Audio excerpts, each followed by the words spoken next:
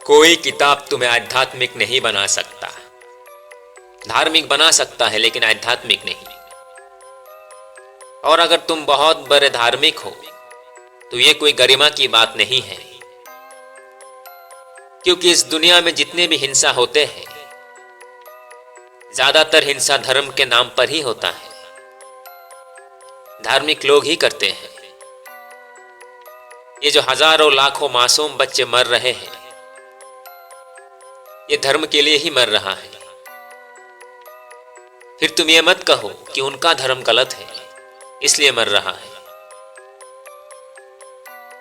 अगर तुम्हें लगता है कि तुम्हारा भगवान उससे ज्यादा बेहतर है और तुम्हारा भगवान ही अच्छा है और तुम्हारा धर्म ही सत्य है, तो तुम भी जिम्मेदार हो उस हजारों लाखों बच्चों की मौत का।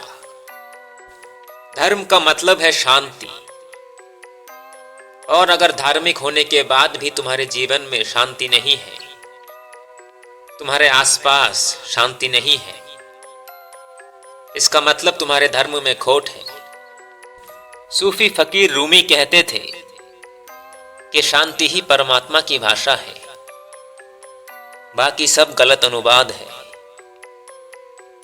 तो अगर तुम सूफी को धर्म नहीं मानते तो तुम्हें यह बात भी गलत लगेगी, तुम भी इस बात को गलत कहोगे। जो धर्म अपने लोगों को सोचने की स्वतंत्रता नहीं देगा वो धर्म हमेशा फसाद करेगा।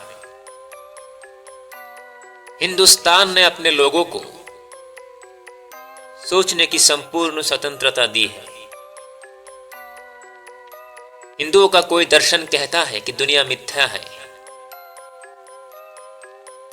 तो शुद्धाद्वैत दर्शन में कहते हैं कि दुनिया मिथ्या नहीं है, ये सृष्टि परमात्मा का विस्तार है। दोनों तरफ की बातों को लेकर हिंदुस्तान चल सका है, इसीलिए हिंदुस्तान महान है।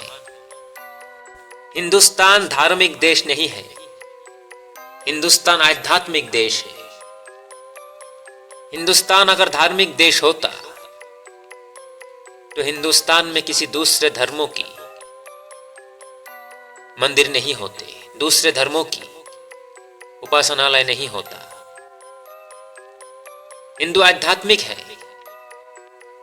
इसलिए जो जैसा चाहे अपने भगवान को पूजा कर सकता है। इसलिए हिंदुस्तान में इस बात की रोक नहीं है।